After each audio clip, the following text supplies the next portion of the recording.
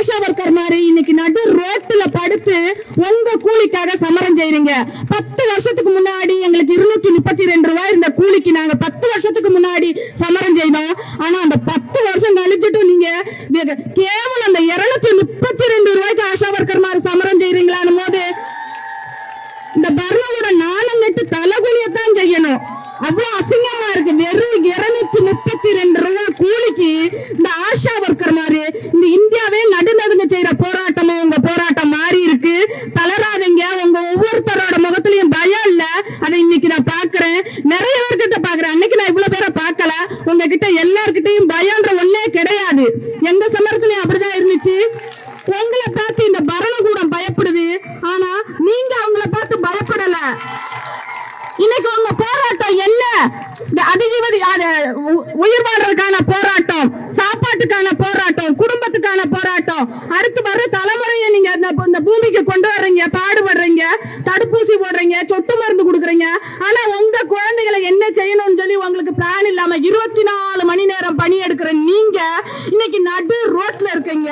இது இந்த பரணம் கூட பாக்குதா பார்க்கலையானா அப்படிலாம் இப்ப இதுக்கு முன்னாடி சொன்னாங்க பார்க்கலன்னு. பார்த்துட்டும் பார்க்காத மாதிரி நடிக்கிறாங்க. கேட்டுட்டும் கேட்காத மாதிரி காது ரெண்டையும் பொத்துக்கிட்டு அப்படியே கசரையில உட்கார்ந்து இருக்காங்க. ஏன் தெரியுமா? அந்த கசரையை விட்டு எந்திக்க மாட்டேங்காங்க. அது செவிக்கு போட்டு ஒட்டி இருக்கு. அதை விட்டு எந்திரிச்சிட்டா அடுத்த ஆள் வந்து உட்காந்துக்கிறோம். நீங்க அப்படி கிடையாது.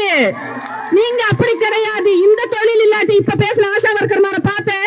இந்த தொழில் இல்லாட்டி வேற தொழில். ஆனா எங்க உயிர் போற வரைக்கும் இந்த தொழில் செய்யற நாங்க, ஆஷா ஒர்க்கர் தொழில் செய்யற நாங்க, கூலிக்காக நாங்க போராடி விஜயம் அடையிற வரைக்கும் எந்த எல்லை வரை வேணாலும் போவோம்னு சொல்ற ஆஷா ஒர்க்கர் மாதிரி நான் பாக்குறேன். பெண்கள் தான் இப்படிதான் இருக்கணும். அடிப்படையில மட்டும் இல்ல, பெண்கள் நாட்டுக்காகவும் நாட்டு மக்களுக்காகவும் உங்க வாழ்க்கையை தியாகம் பண்ணின தியாகிகள் நீங்க.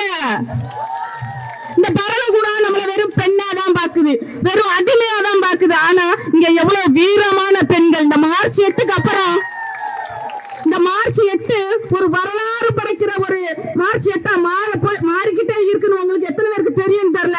உங்களுக்கு எல்லாம் என்னோட வாழ்த்துக்கள். ஏன்னா இத்தனை பேர் போராட்டத்துல இறங்கிருக்கீங்க பயப்படாம. எங்க போராட்டத்தில் எல்லாம் பயந்து பயந்துதான் நாங்க போராட்டம் பண்ணோம். ஒரு பிளானோ, ஒரு சமர சமிதியோ, ஒரு கோஆர்டினேஷன் கமிட்டியோ எதுவுமே கிடையாது. கூலிக்காகவும் போனஸுக்காக வந்தோம். அடிச்சமர்த்தப்பட்ட இந்த பரணகூடத்தால நாங்க அடிச்சமர்த்தப்பட்டு இன்னைக்கு பொம்பளை உரிமை என்ற ஒரு சங்கடனே இல்லாம போச்சு. நீங்க எல்லாம் அப்படி இல்லாம இந்த சமர சமிதிக்கும் நீங்க எல்லாம் ஒத்த ஒருமிச்சு நின்று இந்த பரணகூடத்துக்கு பொண்ணுனா யாருன்னு காட்டி கொடுக்கணும். பொண்ணுனா இதுதான்டா பொண்ணு அப்படின்னு சொல்லி காட்டி கொடுங்க. கசாரையில உட்கார்ந்துட்டு இந்த சமரம் தேவை இல்லாத சமரம் சொல்றாங்க பாருங்க, அவங்களுக்கு சொல்லுங்க, ஆரோக்கிய மந்திரி நீங்க இல்ல பொண்ணு. பதவிக்காகவும் பணத்துக்காகவும் பெருக்கு போட்டு ஒட்டி இருக்க கசாரையில உட்கார்ந்துருக்கீங்களே, நீங்க இல்ல வீரமான பொண்ணு.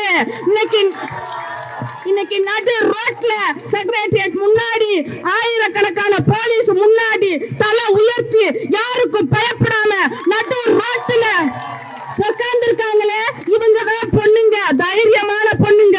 இந்த பொண்ணுங்களை பார்த்துட்டு நீங்க உங்க பரணகூட பயப்படுறது எல்லாருக்குமே தெரியும். நான் என்ன சொல்ல வரேன்னா, நான் எங்க போராட்டத்துல மீடியாவை நம்பணும், போலீஸ்காரங்களை நம்பணும். எங்களுக்கு நல்ல பாதுகாப்பு கொடுத்தாங்க. கோமதின்ற ஒரு நேதாவை உயர்த்தி கொண்டு வந்தது இங்க உள்ள மீடியாக்கள் தான். ஆனா அதே மீடியாக்கள் என்னென்ன அசிங்கப்படுத்தணுமோ அவ்வளவு அசிங்கப்படுத்தினாங்க. உங்களுக்கு எல்லாம் தெரியாது. ஆனாலும் தளர்ந்து போல பயந்து போல இன்னும் இந்த பரணகூடத்துக்கு என்ன தெரியுமா ஒரு எச்சரிக்கை, உங்க சமரம் இன்னும் நீண்டு போக இன்னும் உங்கள நிறைய தைரியமான பெண்கள் வெளியில வருவீங்க. உங்களுக்கான தைரியத்தையும் சக்தியும் கொடுக்கிறது இந்த பரணகூடம் தான். இன்னைக்கு எத்தனை பேர் வைராக்கியமா இங்க உட்கார்ந்துருக்கீங்க? எத்தனை பேர் வைராக்கியமா உட்கார்ந்துருக்கீங்க? சுகம் இல்லாத கனவு, குழந்தைங்க, பிராயங்கூடிய அப்பா மாறு, உடல்நலம் குறைவந்த அப்பா, படுத்த படுக்கையா இருக்கிறவங்க அத்தனை பேரை விட்டுட்டு இன்னைக்கு நீங்க நடு ரோட்ல உட்கார்ந்துருக்கீங்க. எதுக்காக? உங்களோட கூலிக்காக. 232 இருந்து எங்களுக்கு ஒரு திவசம் 700 ஆக்கணும்னு 232 ரூபாய்க்கு வீணா ஜார்ஜ் செலவு பண்ணிருவாங்களா? அவங்கள வர சொல்லுங்க. அவங்கள வர சொல்லுங்க, உங்க கூட ஒரு 4 நாள் வந்து இருக்க சொல்லுங்க. வெறும் இங்க குடுக்குற இந்த கஞ்சியும் நம்ம சாப்பிடுற இந்த தண்ணியும் குடிச்சிட்டு நம்ம கூட அவங்க இருப்பாங்களா? முடியுமா? முடியுமா? எதையும் தாங்கும் சக்தி படைச்சவதான் பொண்ணு. இந்த வெயிலையும் மழையிலையும் நனைஞ்சு தார்பாலின் அவுத்தாங்க போலீஸ்காரங்க. அது யார் செஞ்ச வேலை தெரியுமா? பினராயி போலீஸ். பினராயி போலீஸ் செஞ்ச வேலைதான். எங்க சமரப்பந்தலையும் பழிச்சாங்க, எங்க சமரப்பந்தலையும் பழிச்சாங்க. ஒரு பொண்ணோட கேரக்டர் சொன்னா அந்த கூட்டத்துல இருந்து நம்ம போயிடுவோம். நம்ம எல்லாம் குடும்ப பொண்ணுங்க இல்லையா?